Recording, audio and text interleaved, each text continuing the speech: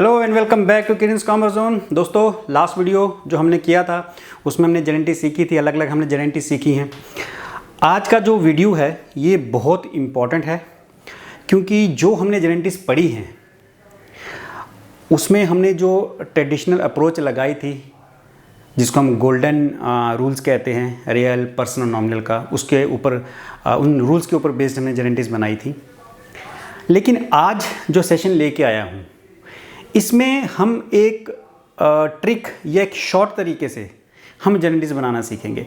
मुझे comment section में किसी स्टूडेंट्स ने कहा था कि सर जेनेंटीज तो इम्पोर्टेंट नहीं है क्योंकि आपका तो एमसीक्यूज़ है, लेकिन जेनेंटीज उस कॉन्टेक्स्ट में इम्पोर्टेंट है दोस्तों क्योंकि जो एमसीक्यूज़ आपको आएंगे वो जेनेंटीज के ऊपर ही बेस्ड होंगे। फॉर एग्जांपल आपको पूछा जाएगा कि एक ट्रांजैक्शन है परचेज गुड्स फॉर कैश, इसमें हम कौन सा अकाउंट डेबिट करेंगे या फिर कौन सा अकाउंट क्रेडिट करेंगे।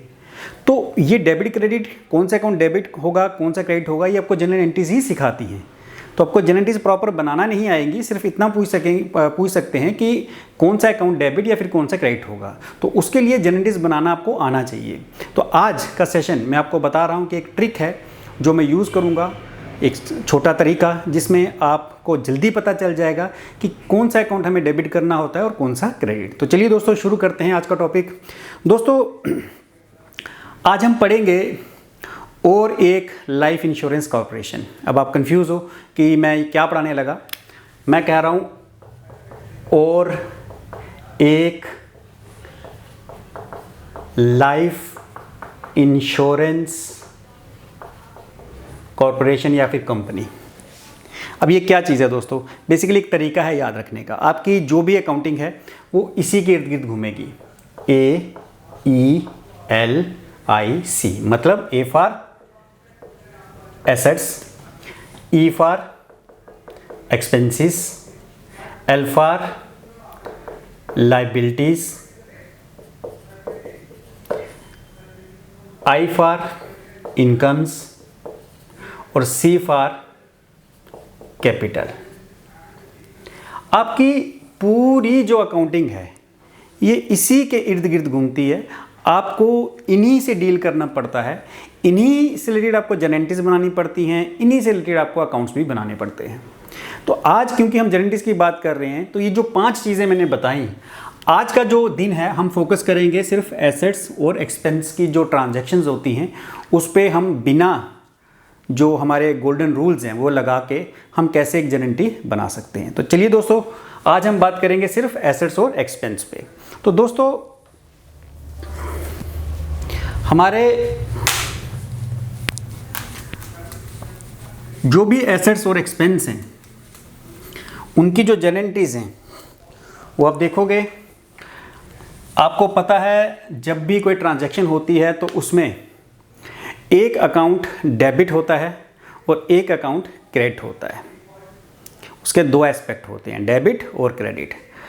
और जब हम कोई ट्रांजैक्शन बनाते हैं तो उसमें हमें सबसे ज़्यादा परेशानी यही आती है कि किसको डेबिट करना है और किसको क्रेडिट करना है। तो उसका एक आसान तरीका मैं आपको बताने जा रहा हूँ। तो आज सबसे पहले हम बात करेंगे एसेट्स की, उसके बाद बात करेंगे एक्सपेंसेस की। तो दोस्तों, आपको पता है 2 चीज़ें, डेबिट और क्रेडिट। हमेशा जब एक ट्रांजैक्शन होती है एक अकाउंट डेबिट होगा, एक क्रेडिट। अब जब हम एसेट्स की बात करते हैं तो एसेट्स में दोस्तों हमारी जो इंक्रीज़ है कि अगर एसेट की वैल्यू इंक्रीज़ होती है, इंक्रीज़ का मतलब बढ़ती है, मतलब प्लस होती है, तो वो डेबिट में लिखा जाता है। और अगर हमारे एसेट की वैल्यू डिक्रीज़ होती है, मतलब माइनस होती है या कम होती है, तो उसको क्रेडिट में लिखा जाता है। अब देखो दोस्तों, इसको मैं प्रूफ करके दिखाता हूँ। देखो, अगर मैं कहूँ कि परचेज मशीनरी फॉर कैश, कि आपने 1000 की मशीनरी खरीदी, इसमें आपको देखना है कि 2 इम्पॉर्टेंट एस्पेक्ट क्या हैं। परचेज मशीनरी खरीदी, किसके बदले में खरीदी? कैश के बदले में। तो दोस्तों, जब भी आपको जेनेंटीज बनानी है एक चीज़ आपको पहले से पता होनी चाहिए कि आपको देखना होता है इसमें एसेट्स हैं, लाइबिलिटीज़ हैं, एक्सपेंसेस हैं, इनकम्स हैं या कैपिटल है, ये आपको पता होना चाहिए कि क्या चीज़ एक्सपेंस है, क्या लाइबिलिटी है, क्या कैपिटल है, क्या एसेट्स हैं। ये चीज़ें आपको पहले से मालूम होनी चाहिए, तभी आपको जनरल एंट्रीज बनाना आएगी। तो जब हमने इस ट्रांजैक्शन को गौर से पढ़ा तो हमने देखा कि इसमें मशीनरी और कैश दो चीज़ें यूज़ हो रही हैं और ये दोनों ही चीज़ें एसेट्स हैं। तो दोस्तों एसेट्स के लिए जो रूल है वो कहता है, एसेट का रूल क्या है कि डेबिट में आपने जो एसेट की इंक्रीज़ है उसको रखना है और क्रेडिट में एसेट की डिक्रीज़ को आपने रखना है। अब आप गौर से देखो इसमें कौन सा एसेट इंक्रीज़ हो रहा है और कौन सा डिक्रीज़।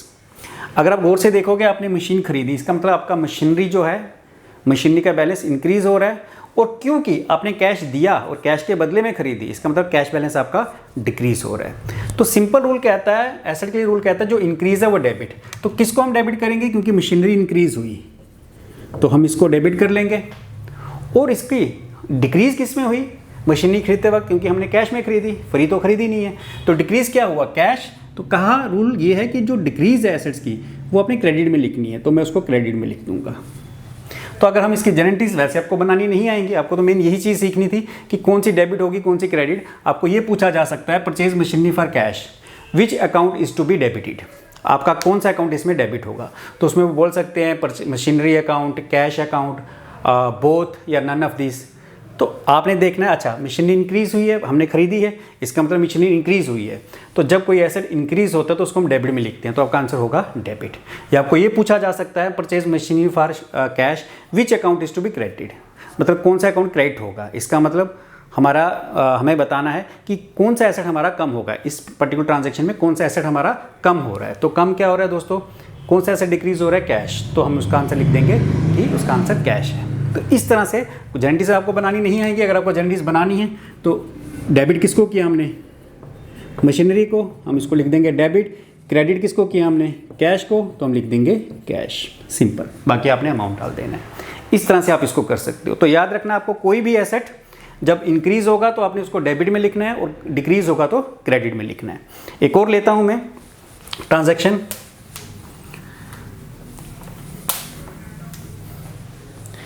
अब कई बार हम चीज़ उधार पे भी खरीदते हैं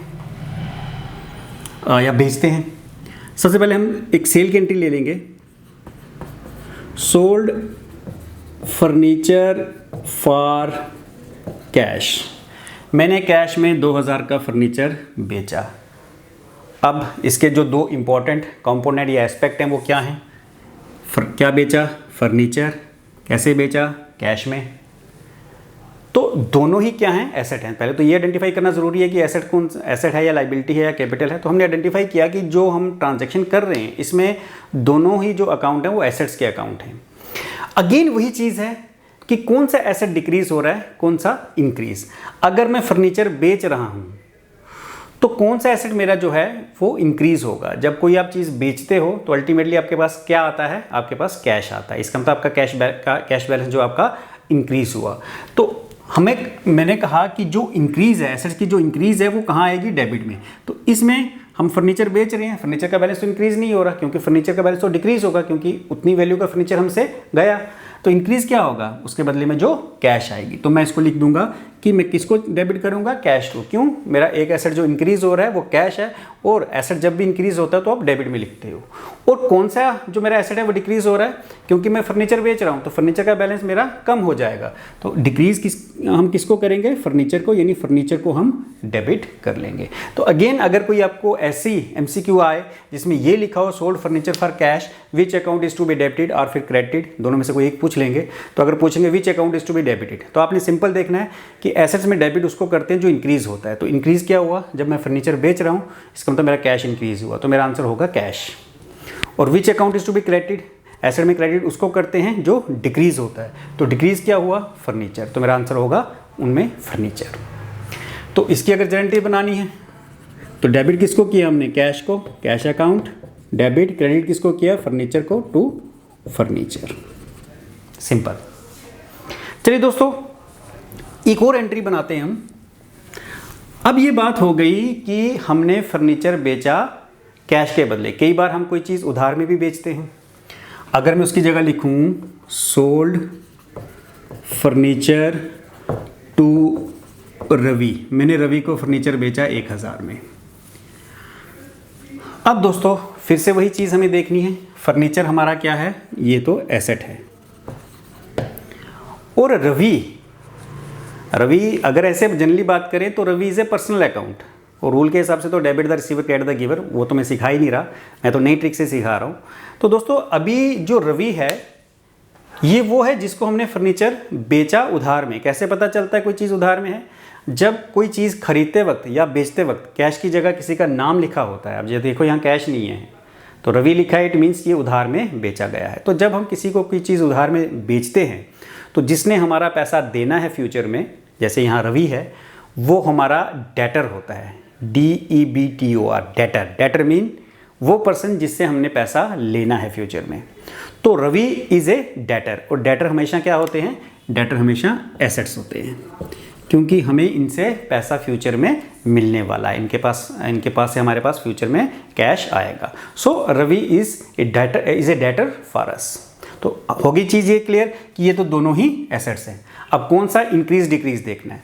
जब हम फर्नीचर बेच रहे हैं तो फर्नीचर तो हमारा डिक्रीज हो रहा है, मैंने कहा था जो एसेट डिक्रीज होगा क्रेडिट में, फर्नीचर तो हमसे जा रहा है, एसेट डिक्रीज हुआ।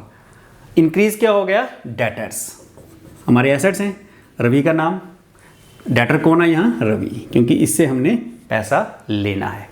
तो आप उसका नाम लिख सकते हो। जब हम मान लो हम जनरेंटी बना रहे हैं, रवि टू फर्नीचर, रवि, या आप उसको डेटर भी लिख सकते हो, लेकिन अगर नाम है तो नाम ही लिखा करो, उसका मतलब भी वही होता है कि इससे पैसा लेना है। और अगर नाम नहीं है तो आप डेटर भी लिख सकते हो। तो यहाँ पे एक एसेट हमारा कौन सा इंक्रीज हुआ?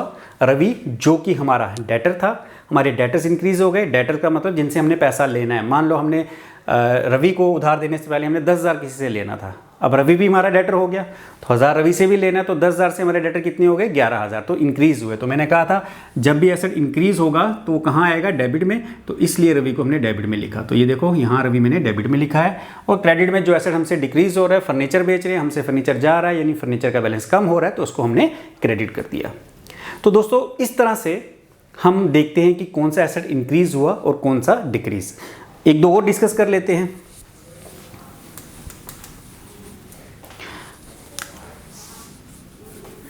Next is purchase goods for cash. हमने गुड्स खरीदी, तो दोस्तों कौन सा एसेट इंक्रीज और कौन सा डिक्रीज होगा? सबसे पहले दो इंपॉर्टेंट कंपोनेंट क्या हैं? गुड्स और कैश, दोनों ही हमारे लिए एसेट्स हैं। अब जब हम गुड्स खरीदेंगे तो हमारे पास जो गुड्स हैं, यानी जो स्टॉक है, उसका बैलेंस इंक्रीज होगा, क्योंकि पहले जितना था हमने और ख़रीद लिया तो वो पहले से बढ़ गया। तो इंक्रीज़ क्या हुई? हमारी गुड्स। तो गुड्स को हम परचेज कहते हैं, ये आपको पता ही है, मैंने बताया था। तो गुड्स को हम परचेज में रिप्रेजेंट करते हैं। अकाउंटिंग टर्मिनोलॉजी में जब हम कोई गुड्स खरीदते हैं उसको परचेज बोलते हैं। क्यों बोलते हैं बताया था, फिर बता रहा हूँ कि नॉर्मली गुड्स उस चीज़ को रिप्रेजेंट करती है जिस चीज़ में हम डील कर रहे हैं या जिस चीज़ का हम बिजनेस कर रहे हैं, तो उसको हमेशा ही परचेज लिखा जाता है। तो दोस्तों गुड्स आपकी इंक्रीज़ हुई, मैंने डेबिट कर लिया क्योंकि एसेट की इंक्रीज़ है। और डिक्रीज़ क्या हुआ? किसके बदले में गुड्स आई? कैश के बदले में। तो मैंने कहा कि जो भी एसेट डिक्रीज़ होगा उसको क्रेडिट करना है। तो क्या डिक्रीज़ हो रहा है हमारा? कैश, तो उसको क्रेडिट कर लूँगा। तो यहाँ से भी आपकी एक जो है MCQ बन जाएगा कि अगर हमने गुड्स खरीदी तो कौन सा अकाउंट डेबिट या फिर क्रेडिट होगा। तो अगर जनरल एंट्री बनानी है, गुड्स को हम किसके साथ रिप्रेजेंट करते हैं? परचेज के साथ। हमने किसको डेबिट किया था? गुड्स यानी परचेज को।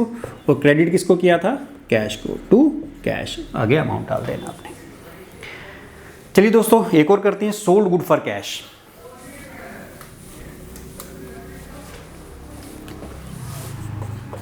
Sold goods for cash. अब हमने कैश में गुड्स बेची 500 रुपये की। फिर से यही चीज़ देखनी है कि दो इंपॉर्टेंट कंपोनेंट गुड्स और कैश, दोनों ही एसेट्स। अब ये दोनों एसेट्स हैं, कौन सा एसेट इंक्रीज हुआ कौन सा डिक्रीज? जब हम कैश में गुड्स बेचेंगे तो कैश हमारा कम होगा या बढ़ेगा? जब हम बेच रहे हैं इसका मतलब जिसको हम बेच रहे हैं वो हमें कैश दे रहा है, तो कैश का बैलेंस इंक्रीज हो जाएगा। तो एसेट्स का जो भी बैलेंस इंक्रीज होता है उसको हम डेबिट में लिखते हैं। तो हम यहाँ लिख देंगे कैश। और डिक्रीज क्या हो गया? गुड्स, क्योंकि हमने उसको, हमारा स्टॉक जो है यानी गुड्स जो हैं वो हमारी कम हुई।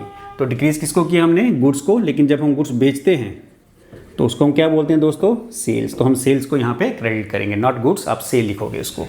तो हमारी जो जनरल एंट्रीज बनेगी वो क्या होगी? जो इंक्रीज हुआ डेबिट किसको किया हमने, कैश को, और क्रेडिट किसको किया, गुड्स नहीं लिखेंगे, गुड्स को हम किसके साथ रिप्रेजेंट करते हैं, सेल के साथ। तो जितनी भी हमने गुड्स बेची वो ऐसे हम इसको लिख देंगे। तो यहाँ पे भी आपकी एक जो है एमसीक्यूज बन सकता है, और जनरल एंट्री से ऐसा ही एमसीक्यूज आएंगे कि आपको एक ट्रांजैक्शन दी जाएगी, आपको पूछा जाएगा कौन सा अकाउंट डेबिट या फिर क्रेडिट हो सकता है। तो इसलिए मैं कह रहा था कि जो जनरल एंट्रीज हैं वो बेशक आपको बनानी नहीं है, लेकिन उसका बेसिक्स पता होना चाहिए कि जनरल एंट्री बनाते वक्त हम किस को डेबिट और किसको क्रेडिट करते हैं और क्यों करते हैं, उसके पीछे लॉजिक क्या होता है, वो लॉजिक ये मैं जो आपको बता रहा हूँ, तो ये समझना आपके लिए ज़रूरी है। चलिए दोस्तों, इसी तरह अगर मैं गुड्स को उधार पे बेचूं, सोल्ड गुड्स टू राम, मैंने राम को 1000 रुपये की गुड्स बेची। फिर से यहाँ दोस्तों गुड्स जो है एसेट है, और राम जिसको हमने बेची, अगेन इससे पहले भी मैंने केस कराया फर्नीचर वाला, जिसको भी हम उधार में चीज़ बेचते हैं वो हमारे लिए क्या होता है, Ram is a debtor. Debtor यानी जिससे हमने पैसा लेना है, और डेटर हमारे लिए क्या होता है, वो हमारे लिए एसेट है, उसको हम क्या बोलेंगे, एसेट, क्योंकि इससे राम से हमने फ्यूचर में पैसा लेना है। तो अब देखते हैं कौन सा एसेट इंक्रीज कौन सा डिक्रीज हुआ। तो राम से हमने पैसे लेने हैं फ्यूचर में, तो इसका मतलब डेटर्स हमारे इंक्रीज हो गए। अगर मान लो हमें फ्यूचर में किसी बाकी डेटर से 20,000 आना था और 1000 राम से भी लेना है, इसका मतलब हमारे डेटर्स जिनसे हमने पैसा लेना है 20 से 21 हो गए, यानी डेटर्स इंक्रीज हुए। तो जो भी एसेट इंक्रीज होगा वो डेबिट में आएगा। तो राम हमारा डेबिट में आ जाएगा because he is a debtor, क्योंकि ये डेटर इंक्रीज हो रहे हैं। और क्या डिक्रीज हो रही है, गुड्स हमसे जा रही है, लेकिन गुड्स जब जाएंगी तो हम उसको क्या लिखते हैं, सेल्स, सेल्स ऑफ गुड्स। तो इजीली आपने देख लिया कि किसको हमने डेबिट करना है, राम को डेबिट करना है, और गुड्स गई लेकिन गुड्स नहीं लिखते, उसको हम क्या लिखते हैं, रिप्रेजेंट करते हैं सेल के साथ।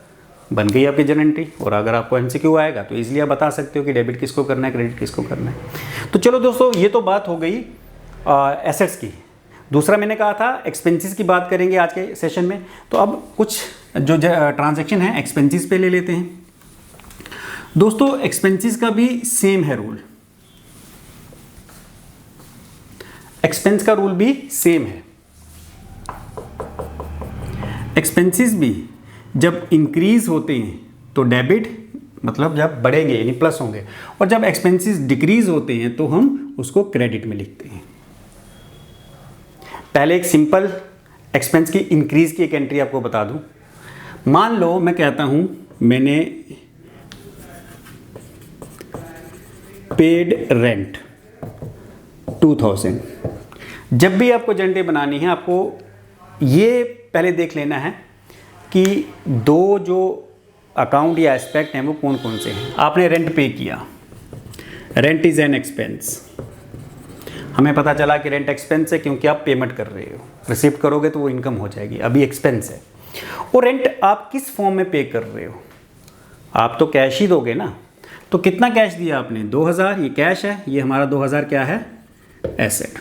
तो दोनों के लिए रूल क्या थे, सेम, एसेट्स की इंक्रीज और एक्सपेंस की इंक्रीज दोनों डेबिट होते हैं, और एसेट्स की डिक्रीज और एक्सपेंस की डिक्रीज दोनों क्रेडिट होते हैं। लेकिन अब यहाँ हुआ क्या कि एक्सपेंस के लिए और एसेट के लिए दोनों का एक एक रूल लगेगा। अब हमें देखना है पहले एक्सपेंस। जब हम रेंट पे कर रहे हैं तो हमारे एक्सपेंस इंक्रीज हो रहे हैं। सपोज करो इससे पहले, रेंट पे करने से पहले हमारे खर्चे 20,000 तक थे, लेकिन 2,000 का जब हमने रेंट और दे दिया तो हमारे एक्सपेंस 20,000 से बढ़ के 22,000 हो गए। तो रेंट हमारा एक्सपेंस है जो कि इंक्रीज हुआ। और एक्सपेंस की इंक्रीज हम कहाँ लिखते हैं, डेबिट में। तो हम डेबिट में किसको लिखेंगे, जो हमारा एक्सपेंस है, क्या है, रेंट। अब इसका किस्सा खत्म।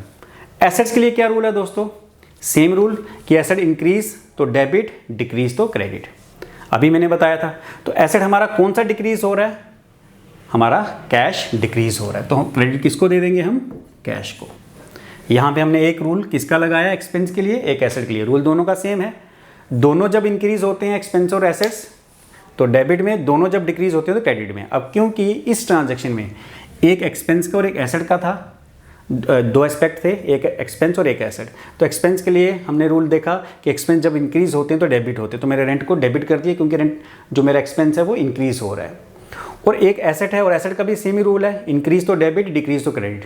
अब यहाँ अगर हम देखेंगे तो 2000 जो मैंने कैश दिया, इससे मेरा कैश बैलेंस कम हो जाएगा, जितना कैश बैलेंस पहले था उसके मुकाबले 2000 कम हो जाएगा, तो कैश मेरा डिक्रीज़ हो रहा है, तो डिक्रीज़ हम यहाँ लिख देंगे।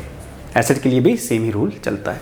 तो इस तरह से हमने जनरेटिव बना ली। अगर आप इसको जनरेटिव बनाना चाहो, जो कि आपको वैसे नहीं पूछेंगे, रेंट अकाउंट टू कैश, किसको हमने डेबिट किया, रेंट, और किसको क्रेडिट किया, कैश को।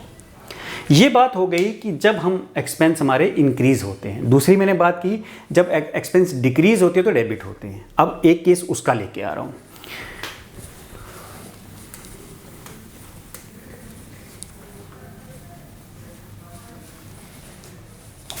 एसेट्स का भी रूल लिख देते हैं यहीं पे, एसेट्स की इंक्रीज प्लस और decrease minus.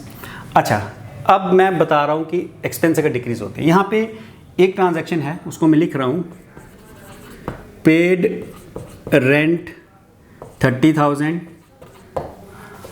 Out of which 5,000 is for next year. Paid rent 30,000, मैंने 30,000 रेंट दिया जिसमें से 5,000 अगले साल का है। दोस्तों कई बार हम अगले साल का कोई खर्चा इसी साल पे कर देते हैं, उसको कहते हैं प्रीपेड।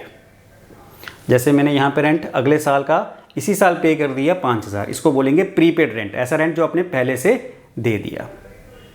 अब इसमें इस ट्रांजैक्शन को हम दो हिस्सों में करेंगे। पहले तो हमने रेंट दिया, तो रेंट हमारा क्या है, एक्सपेंस है, और एक्सपेंस और 30,000 जो हमने कैश दिया वो हमारा एसेट है। तो एक्सपेंस और एसेट्स की बात कर लेंगे। यहाँ पे एक्सपेंस के लिए कहता है कि इंक्रीज है तो डेबिट करने होते हैं, तो क्योंकि मैं रेंट दे रहा हूँ इट मीन्स मेरा एक्सपेंस इंक्रीज हो रहा है, पहले के मुकाबले 30,000 बढ़ गए। तो किसको मैं डेबिट करूँगा, मैं रेंट को डेबिट कर लूँगा। तो रेंट डेबिट, और एसेट की बात करेंगे। अब रेंट का हो गया, एसेट कहता है डेबिट इंक्रीज हो रहा है तो डेबिट में लिखना है, और डिक्रीज हो रहा है तो क्रेडिट में लिखना है। तो यहाँ पे हमारा जो कैश है, जो हमने कैश उसको दिया 30,000, तो हमारा कैश बैलेंस डिक्रीज हो गया क्योंकि हमने खर्च कर दिया, तो हमारा डिक्रीज क्या हो गया, कैश। तो इस तरह से हमने एंट्री कर दी 30,000। तो आपने रेंट को डेबिट कर लेना है, कैश को क्रेडिट कर लेना है। लेकिन बाद में हमें पता चला कि out of which 5,000 is for next year, इसमें से 5,000 तो अगले साल का था। तो जब 5,000 अगले साल का था, मैंने कहा उसको क्या बोलते हैं, प्रीपेड। कोई भी expense, not only rent, salary, interest, commission, कोई भी एक्सपेंस अगले साल का अगर आप इसी साल में पे कर देते हो, एडवांस दे देते हो, वो हमारा प्रीपेड होता है। प्रीपेड रेंट या प्रीपेड सैलरी या प्रीपेड कमीशन। तो जितने भी एक्सपेंस प्रीपेड हैं वो हमारे लिए एसेट्स होते हैं। याद रखोगे आप, ये जो 5,000 है ये हमारे लिए प्रीपेड है, प्रीपेड रेंट। और जो भी एक्सपेंस हम एडवांस देते हैं ये हमारे लिए एसेट्स का काम करते हैं, क्योंकि हमारा इस पे एक राइट हो जाता है कि जिसको हमने एडवांस दिया हुआ, अभी सर्विस तो नहीं ली हमने तो एडवांस दिया है, हम उससे कभी भी वो वापस भी ले सकते हैं। मान लो अगर मैं रेंट दे देता हूँ अगले साल का, किसी बिल्डिंग का मैंने रेंट दे दिया, वो बिल्डिंग मैंने अगले साल यूज़ करनी है, लेकिन सपोज करो अगले साल का दिया है, लेकिन मैं उनको कहता हूँ कि भाई मुझे नहीं चाहिए बिल्डिंग, वो रेंट आप मुझे वापस कर दो, तो मेरे लिए जब तक मैं वो बिल्डिंग लेता नहीं तब तक वो मेरे लिए एज एन एसेट रहेगा, क्योंकि मैंने अभी उनकी बिल्डिंग यूज़ नहीं की, मैंने वो सर्विस नहीं ली। हाँ, एक बार जब मैं उनकी बिल्डिंग ले लेता हूँ, वो सर्विस ले लेता हूँ, तो वो मेरे लिए फिर एक्सपेंस बन जाएगा। लेकिन जब तक मैं वो सर्विस मैंने एडवांस में दी, वो पैसा एडवांस में दिया और सर्विस नहीं ली, तब तक वो मेरे लिए एक एसेट रहेगा। तो यहाँ पे जो मैंने रेंट दिया हुआ है, क्योंकि मैं एडवांस दिया है, मैं वापस ले सकता हूँ, मेरे लिए वो एसेट है। और दोस्तों एसेट के लिए रूल क्या है, एसेट का रूल है इंक्रीज है तो डेबिट करो। तो यहाँ पे मेरे एसेट्स इंक्रीज हो रहे हैं तो मैं उसको डेबिट कर लूँगा, प्रीपेड एक्सपेंस, ये डेबिट कर लिया। अच्छा दोस्तों, अब ये जो मैंने 30,000 एक्सपेंस दिया था, ये आपको समझ आ गया कि प्रीपेड जो एक्सपेंस है वो मेरा एसेट है, क्योंकि मैंने इसको अभी जिस पर्पज़ के लिए दिया है वो अभी मैंने यूज़ नहीं किया, वो सर्विस मैंने नहीं ली। जब तक मैं वो सर्विस नहीं लेता ये मेरे लिए एसेट का काम करेगा, और एसेट मेरे इंक्रीज़ हो रहे हैं क्योंकि ये पैसा कभी भी मैं ले सकता हूँ, तो इसलिए मैंने इसको डेबिट कर दिया। तो प्रीपेड जो है हमारा रेंट, वो आपका कहाँ आ जाएगा, डेबिट में। अब हम बात करते हैं कि ये जो हमने रेंट टोटल 30,000 दिया था, इसमें से 5,000 तो नेक्स्ट ईयर का है। तो हमें बाद में पता चला यार ये 30,000 में से 5,000 तो हमने अगले साल का दे दिया हुआ है, इसका मतलब इस साल का हमारा रेंट तो 25,000 था, तो रेंट आपका डिक्रीज हो गया। क्यों? क्योंकि इस साल का तो 25,000 था, वो तो अगले साल में होगा, वो तो हमने अगले साल सर्विस लेनी है। तो इस साल का एक्चुअल में जो हमारा खर्चा था वो 25 था, तो रेंट हमारा जो एक्सपेंस है वो डिक्रीज़ हुआ, क्योंकि ये बाद में पता चला। तो एक्सपेंस जब डिक्रीज़ होती हैं तो मैंने क्या लिखा, क्रेडिट होती हैं, तो मैं यहाँ लिख दूंगा क्रेडिट में। तो क्रेडिट में क्या लिखेंगे, टू रेंट। देखिए रेंट मेरा एक्सपेंस है, इंक्रीज़ हुआ तो मैंने डेबिट में लिखा था, क्योंकि रूल यही कहता है कि इंक्रीज़ है एसेट्स में या एक्सपेंस में आपने डेबिट में लिखना है, मैंने लिखा था। लेकिन बाद में पता चला कि इस रेंट में 5,000 तो मैंने एडवांस दिया है, इसका मतलब रेंट मेरा डिक्रीज़ हो गया, क्योंकि इस साल का तो 25 ही था। तो ये देखो यहाँ रेंट डेबिट था, यहाँ मैंने क्या कर लिया इसको क्रेडिट। क्यों, क्योंकि मेरा रेंट जो है 5,000 गलती से मैंने या दे दिया था, मैंने रिकॉर्ड नहीं किया था, तो मैंने उसको रिकॉर्ड कर लिया कि मेरे एक्चुअल में इस साल के एक्सपेंस 25 थे। तो कैसे रिकॉर्ड कर लिया, मैंने रेंट को यहाँ डेबिट था उल्टा क्रेडिट कर दिया, क्योंकि रूल कहता है कि जब आपके एक्सपेंस कम होते हैं तो आप उनको क्रेडिट कर लेते हो। तो ये था दोस्तों, इस तरह से हम अपने जो एसेट्स और एक्सपेंस हैं उनको देख सकते हैं। सिंपल आपकी कोई भी ट्रांजैक्शन आ गई, आपको 2 कंपोनेंट देख लेने हैं, उसमें क्या क्या यूज़ हो रहा है। अभी मैं एसेट्स और एक्सपेंस ही करवाएं, एसेट यूज़ हो रहा है या एक्सपेंस, दोनों के रूल सेम है। एसेट्स इंक्रीज़ हो तो डेबिट, एक्सपेंस भी इंक्रीज़ हो तो डेबिट, और ये दोनों डिक्रीज़ हो तो दोनों क्रेडिट। तो उसके हिसाब से आपने देख लेना कि इंक्रीज़ है या डिक्रीज़, सिर्फ इतना ही तो देखना है, इंक्रीज़ या डिक्रीज़। तो दोस्तों ये था ये।